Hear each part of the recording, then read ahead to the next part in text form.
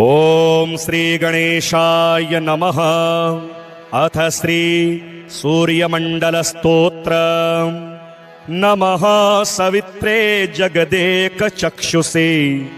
जगतप्रसूति स्थितिनाशहेतवे त्रयीमयाय त्रिगुणात्मधारिणे विरिञ्चि नारायण शंकरात्मने। नमोस्तु सूर्याय सहस्ररश्मये सहस्रशाखान्वितसंभवात्मने सहस्रयोगोद्भवभावभागिने सहस्रसंख्यायुगधारिणे नमः। यन्मण्डलं दीप्तिकरं विशालं रत्नप्रभं तीव्रमनादिरूपम् दारिद्र्यदुःखक्षयकारणं च पुनातु मां तत्सवितुर्वरेण्यं। यन्मण्डलं देवगणैः सुपूजितं विप्रैः स्तुतं भावनमुक्तिकोविदं तं देवदेवं प्रणमामि सूर्यं पुनातु मां तत्सवितुर्वरेण्यं। यन्मण्डलं ज्ञानघनं त्वगम्यं त्रैलोक्यपूज्यं त्रिगुणात्मरूपं समस्ततेजोमय दिव्यरूपं पुनातु मां तत्सवितुर्वरेण्यं। यन्मण्डलं गूढमतिप्रबोधं धर्मस्य वृद्धिं कुरुते जनानां यत्सर्वपापक्षयकारणं च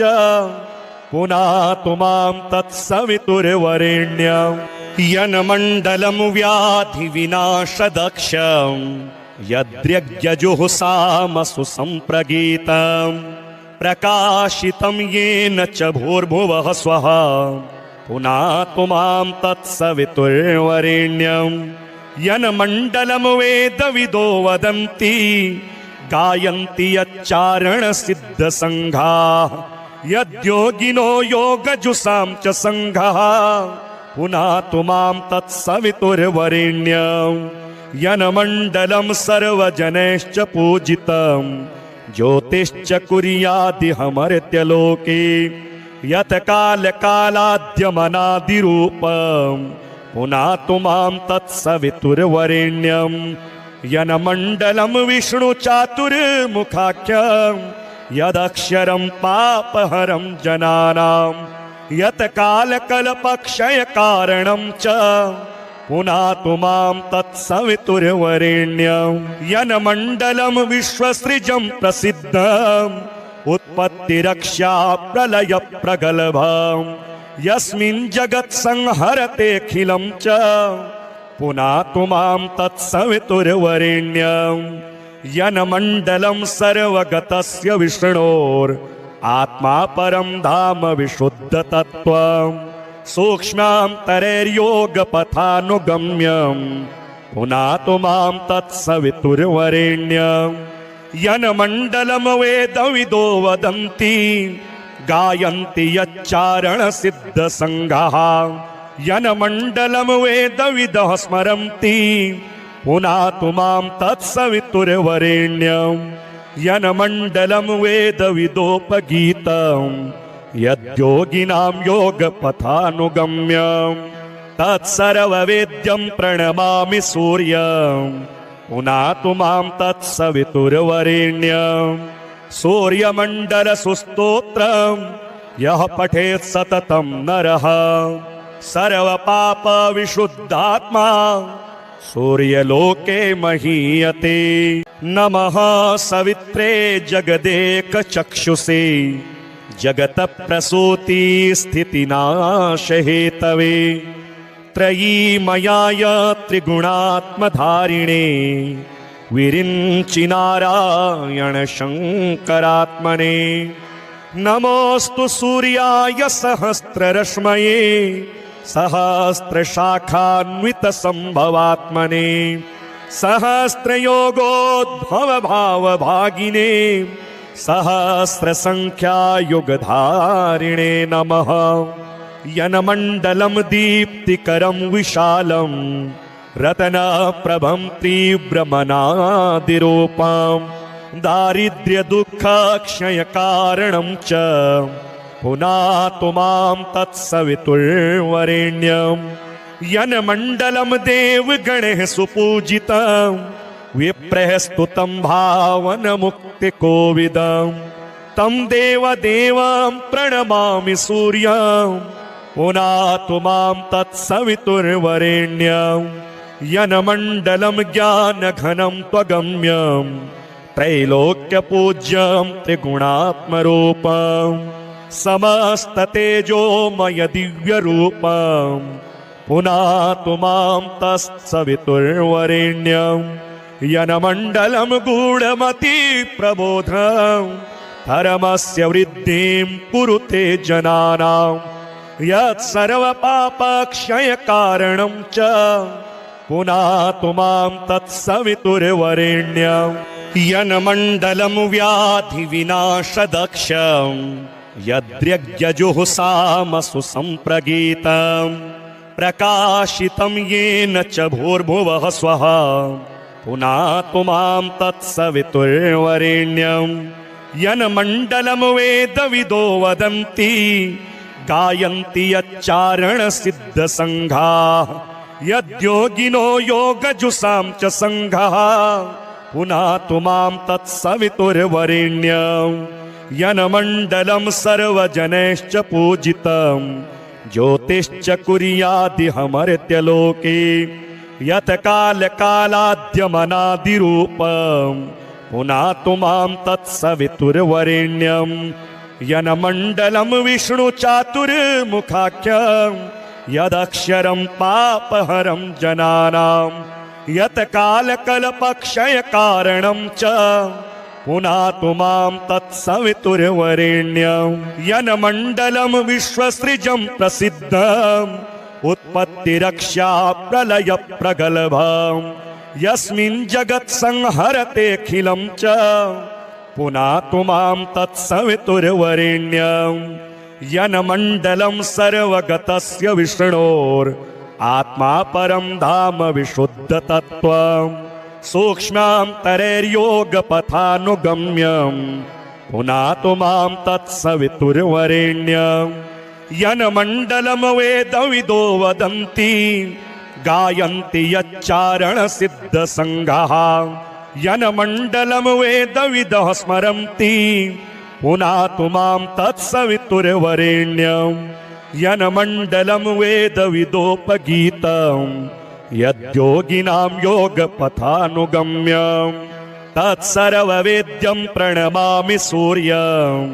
पुनातु मां तत्सवितुर्वरेण्यं सूर्यमण्डलसुस्तोत्रं यः पठेत् सततं नरः सर्वपापविशुद्धात्मा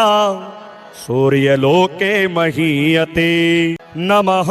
सवित्रे जगदेकचक्षुषे जगतप्रसूति स्थितिनाशहेतवे त्रयीमयाय त्रिगुणात्मधारिणे विरिञ्चिनारायण शङ्करात्मने नमोऽस्तु सूर्याय सहस्ररश्मये सहस्रशाखान्वितसम्भवात्मने सहस्रयोगोद्भवभावभागिने सहस्रसङ्ख्यायुगधारिणे नमः यन्मण्डलं दीप्तिकरं विशालं रत्नप्रभं तीव्रमनादिरूपं दारिद्र्यदुःखक्षयकारणं च पुनातु मां तत्सवितुर्वरेण्यं यन्मण्डलं देवगणैः सुपूजितं विप्रैः स्तुतं भावनमुक्तिकोविदं तं देवदेवं प्रणमामि सूर्यं पुनातु मां तत्सवितुर्वरेण्यं यन्मण्डलं ज्ञानघनं त्वगम्यं त्रैलोक्यपूज्यं त्रिगुणात्मरूपं समस्ततेजोमय दिव्यरूपं पुनातु मां तत्सवितुर्वरेण्यं यन्मण्डलं गूढमति प्रबोधं धर्मस्य वृद्धिं कुरुते जनानां यत् सर्वपापक्षयकारणं च पुनातु मां तत्सवितुर्वरेण्यं यन्मण्डलं व्याधिविनाशदक्षं यद्यज्ञजुहुसामसु सम्प्रगीतं प्रकाशितं येन च भूर्भुवः स्वः पुनातु मां तत्सवितुर्वरेण्यं यन्मण्डलं वेदविदो वदन्ति गायन्ति यच्चारणसिद्धसङ्घाः यद्योगिनो योगजुषां च सङ्घः पुनातु मां तत्सवितुर्वरेण्यं यन्मण्डलं सर्वजनैश्च पूजितं ज्योतिश्च कुर्यादिहमर्त्यलोके यत् कालकालाद्यमनादिरूपं पुनातु मां तत्सवितुर्वरेण्यं यन्मण्डलं विष्णुचातुर्मुखाख्यं यदक्षरं पापहरं जनानां यत् कालकल्पक्षयकारणं च पुनातु मां तत्सवितुर्वरेण्यं यन्मण्डलं विश्वसृजं प्रसिद्धम् उत्पत्तिरक्षा प्रलयप्रगल्भं यस्मिन् जगत्संहरतेऽखिलं च पुनातु मां तत्सवितुर्वरेण्यं यन्मण्डलं सर्वगतस्य विष्णोर् आत्मा परं धाम विशुद्धतत्त्वं सूक्ष्मान्तरैर्योगपथानुगम्यं पुनातु मां तत्सवितुर्वरेण्यं यन्मण्डलं वेदविदो वदन्ति गायन्ति यच्चारणसिद्धसङ्घाः यन्मण्डलं वेदविदः स्मरन्ति पुनातु मां तत्सवितुर्वरेण्यं यन्मण्डलं वेदविदोपगीतं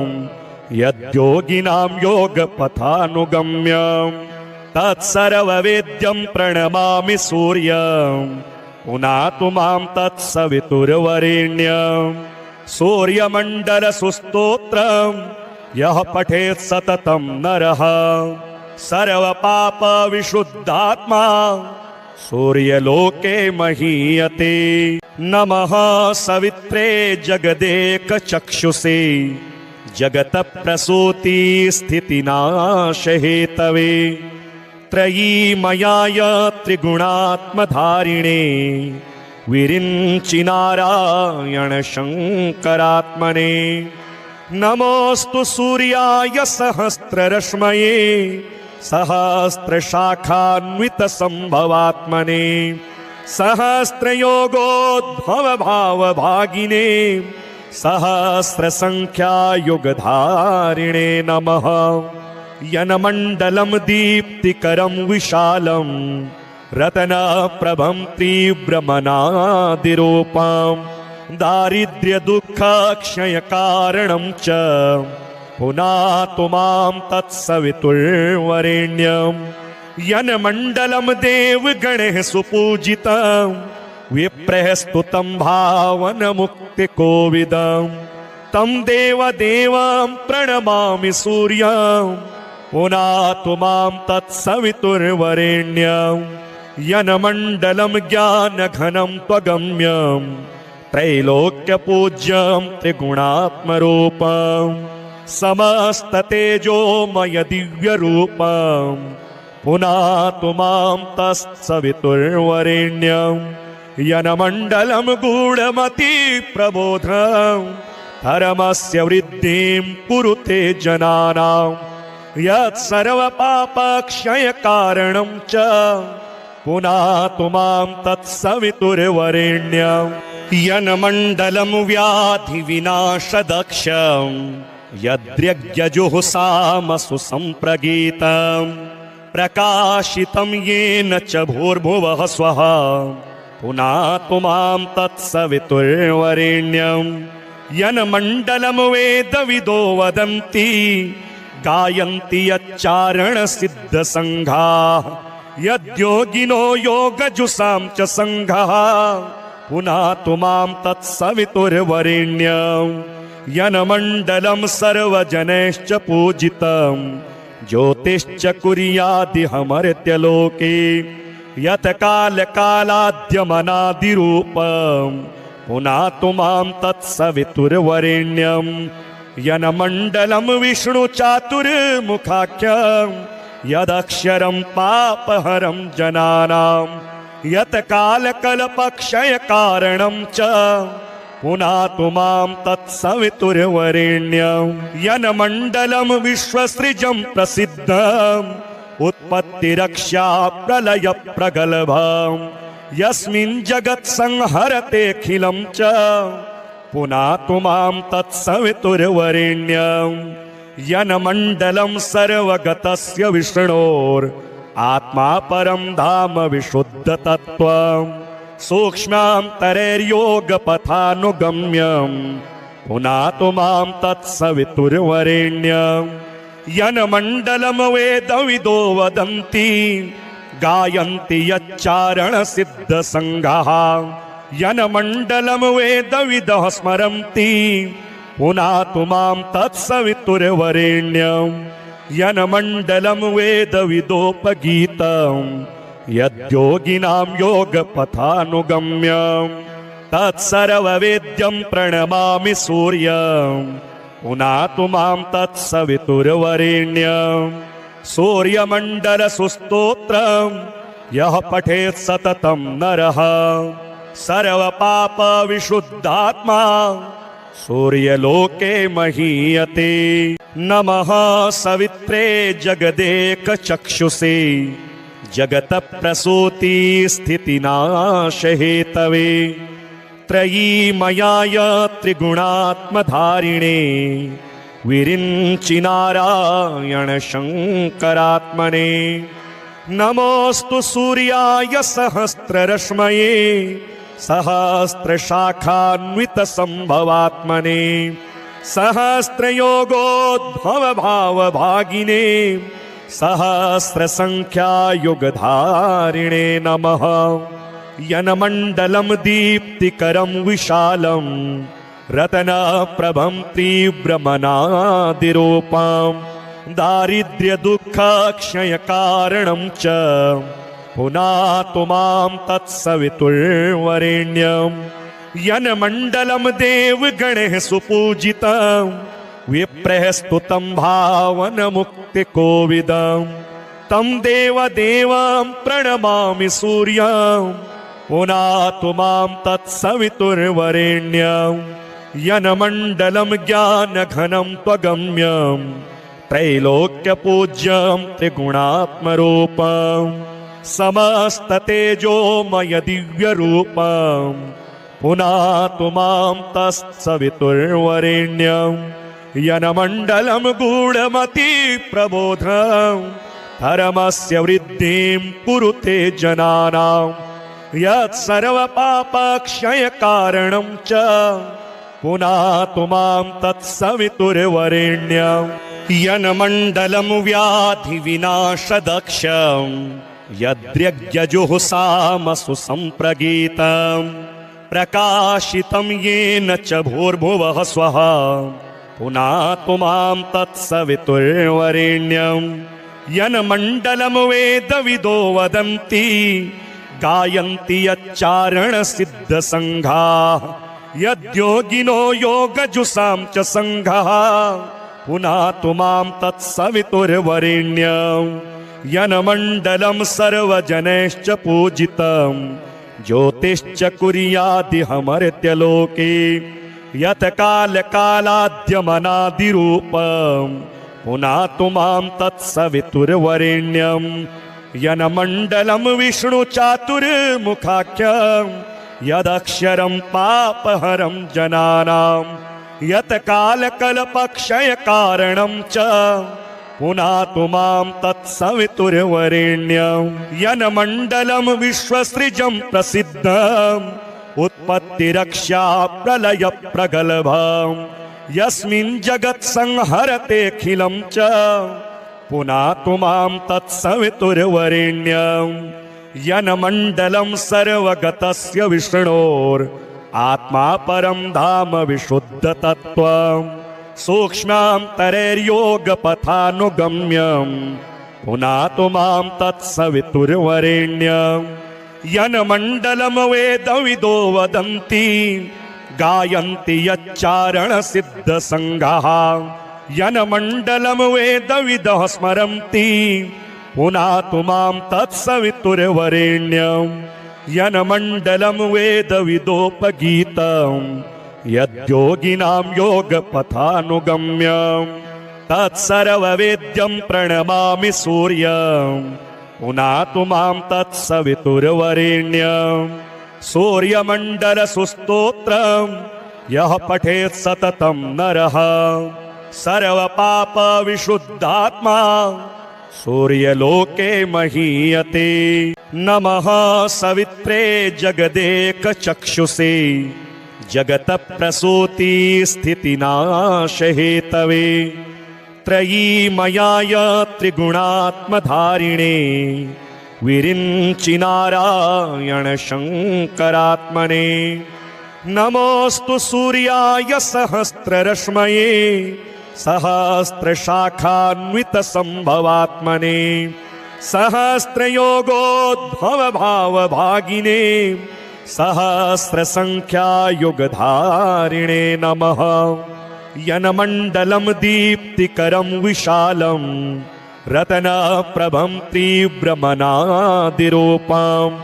दारिद्र्यदुःखक्षयकारणं च पुनातु मां तत्सवितुर्वरेण्यं यन्मण्डलं देवगणैः सुपूजितं विप्रैः स्तुतं भावनमुक्तिकोविदं तं देवदेवं प्रणमामि सूर्यं पुनातु मां तत्सवितुर्वरेण्यं यन्मण्डलं ज्ञानघनं त्वगम्यं त्रैलोक्यपूज्यं त्रिगुणात्मरूपं समस्ततेजोमय दिव्यरूपं पुनातु मां तत्सवितुर्वरेण्यं यन्मण्डलं गूढमति प्रबोधं धर्मस्य वृद्धिं कुरुते जनानां यत्सर्वपापक्षयकारणं च पुनातु मां तत्सवितुर्वरेण्यं यन्मण्डलं व्याधिविनाशदक्षं यद्यज्ञजुहुसामसु सम्प्रगीतं प्रकाशितं येन च भूर्भुवः स्वः पुनातु मां तत्सवितुर्वरेण्यं यन्मण्डलं वेदविदो वदन्ति गायन्ति यच्चारणसिद्धसङ्घाः यद्योगिनो योगजुषां च सङ्घः पुनातु मां तत्सवितुर्वरेण्यं यन्मण्डलं सर्वजनैश्च पूजितं ज्योतिश्च कुर्यादिहमर्त्यलोके यत्कालकालाद्यमनादिरूपं पुनातु मां तत्सवितुर्वरेण्यं यन्मण्डलं विष्णुचातुर्मुखाख्यं यदक्षरं पापहरं जनानां यत्कालकल्पक्षयकारणं च पुनातु मां तत्सवितुर्वरेण्यं यन्मण्डलं विश्वसृजं प्रसिद्धम् उत्पत्तिरक्षा प्रलयप्रगल्भं यस्मिन् जगत्संहरतेऽखिलं च पुनातु मां तत्सवितुर्वरेण्यं यन्मण्डलं सर्वगतस्य विष्णोर् आत्मा परं धाम विशुद्धतत्त्वं सूक्ष्मान्तरैर्योगपथानुगम्यं पुनातु मां तत्सवितुर्वरेण्यं यन्मण्डलं वेदविदो वदन्ति गायन्ति यच्चारणसिद्धसङ्घाः यन्मण्डलं वेदविदः स्मरन्ति पुनातु मां तत्सवितुर्वरेण्यं यन्मण्डलं वेदविदोपगीतं यद्योगिनां योगपथानुगम्यं तत्सर्ववेद्यं प्रणमामि सूर्यं पुनातु मां तत्सवितुर्वरेण्यं सूर्यमण्डलसुस्तोत्रं यः पठेत् सततं नरः सर्वपापविशुद्धात्मा सूर्यलोके महीयते। नमः सवित्रे जगदेकचक्षुषे जगतप्रसूति स्थितिनाशहेतवे त्रयीमयाय त्रिगुणात्मधारिणे विरिञ्चि नारायण शङ्करात्मने नमोऽस्तु सूर्याय सहस्ररश्मये सहस्रशाखान्वितसम्भवात्मने सहस्रयोगोद्भवभावभागिने सहस्रसङ्ख्यायुगधारिणे नमः यन्मण्डलं दीप्तिकरं विशालं रत्नप्रभं तीव्रमनादिरूपं दारिद्र्यदुःखक्षयकारणं च पुनातु मां तत्सवितुर्वरेण्यं यन्मण्डलं देवगणैः सुपूजितं विप्रैः स्तुतं भावनमुक्तिकोविदं तं देवदेवं प्रणमामि सूर्यं पुनातु मां तत्सवितुर्वरेण्यं यन्मण्डलं ज्ञानघनं त्वगम्यं त्रैलोक्यपूज्यं त्रिगुणात्मरूपं समस्ततेजोमय दिव्यरूपं पुनातु मां तत्सवितुर्वरेण्यं यन्मण्डलं गूढमतिप्रबोधं धर्मस्य वृद्धिं कुरुते जनानां यत्सर्वपापक्षयकारणं च पुनातु मां तत्सवितुर्वरेण्यं यन्मण्डलं व्याधिविनाशदक्षं यद्यज्ञजुहुसामसु सम्प्रगीतं प्रकाशितं येन च भूर्भुवः स्वः पुनातु मां तत्सवितुर्वरेण्यं यन्मण्डलं वेदविदो वदन्ति गायन्ति यच्चारणसिद्धसङ्घाः यद्योगिनो योगजुषां च सङ्घः पुनातु मां तत्सवितुर्वरेण्यं यन्मण्डलं सर्वजनैश्च पूजितं ज्योतिश्च कुर्यादिहमर्त्यलोके यत्कालकालाद्यमनादिरूपं पुनातु मां तत्सवितुर्वरेण्यं यन्मण्डलं विष्णुचातुर्मुखाख्यं यदक्षरं पापहरं जनानां यत्कालकल्पक्षयकारणं च पुनातु मां तत्सवितुर्वरेण्यं यन्मण्डलं विश्वसृजं प्रसिद्धम् उत्पत्तिरक्षा प्रलयप्रगल्भं यस्मिन् जगत्संहरतेऽखिलं च पुनातु मां तत्सवितुर्वरेण्यं यन्मण्डलं सर्वगतस्य विष्णोर् आत्मा परं धाम विशुद्धतत्त्वं सूक्ष्मान्तरैर्योगपथानुगम्यं पुनातु मां तत्सवितुर्वरेण्यं यन्मण्डलं वेदविदो वदन्ति गायन्ति यच्चारणसिद्धसङ्घाः यन्मण्डलं वेदविदः स्मरन्ति पुनातु मां तत्सवितुर्वरेण्यं यन्मण्डलं वेदविदोपगीतं यद्योगिनां योगपथानुगम्यं तत्सर्ववेद्यं प्रणमामि सूर्यं पुनातु मां तत्सवितुर्वरेण्यं सूर्यमण्डलसुस्तोत्रं यः पठेत् सततं नरः सर्वपापविशुद्धात्मा सूर्यलोके महीयते नमः सवित्रे जगदेकचक्षुषे जगतप्रसूति स्थितिनाशहेतवे त्रयीमयाय त्रिगुणात्मधारिणे विरिञ्चि नारायण शङ्करात्मने नमोऽस्तु सूर्याय सहस्ररश्मये सहस्रशाखान्वितसम्भवात्मने सहस्रयोगोद्भवभावभागिने सहस्रसङ्ख्यायुगधारिणे नमः यन्मण्डलं दीप्तिकरं विशालं रत्नप्रभं तीव्रमनादिरूपं दारिद्र्यदुःखक्षयकारणं च पुनातु मां तत्सवितुर्वरेण्यं यन्मण्डलं देवगणैः सुपूजितं विप्रैः स्तुतं भावनमुक्तिकोविदं तं देवदेवं प्रणमामि सूर्यं पुनातु मां तत्सवितुर्वरेण्यं यनमण्डलं ज्ञानघनं त्वगम्यं त्रैलोक्यपूज्यं त्रिगुणात्मरूपं समस्ततेजोमय दिव्यरूपं पुनातु मां तत्सवितुर्वरेण्यं यनमण्डलं गूढमति प्रबोधं धर्मस्य वृद्धिं कुरुते जनानां यत्सर्वपापक्षयकारणं च